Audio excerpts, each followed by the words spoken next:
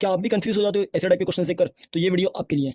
Part 1 में sign use, part 2 में addition subtraction, ये हो गया। अब पार्ट 3 में मल्टीप्लिकेशन डिवीजन। मल्टीप्लिकेशन डिवीजन और फ्रैक्शंस में हम लोग को दोनों के 3 पार्ट देखने हैं। जैसे मल्टीप्लिकेशन के 3 पार्ट है, वैसे डिवीजन के भी 3 पार्ट होंगे। अब मल्टीप्लिकेशन के अंदर अगर फर्स्ट पार्ट देखो तो a upon B into C upon D है। सारे चीज़ अलग अलग है, न्यूमरेटर डिनोमिनेटर अगर सेम भी होता तो कोई इशू नहीं है, क्योंकि यहाँ पे मल्टीप्लिकेशन सामने सामने होता है, a into C B into D. ठीक है, इसको हम लोग क्रॉस मल्टीप्लाई नहीं बोलते हैं।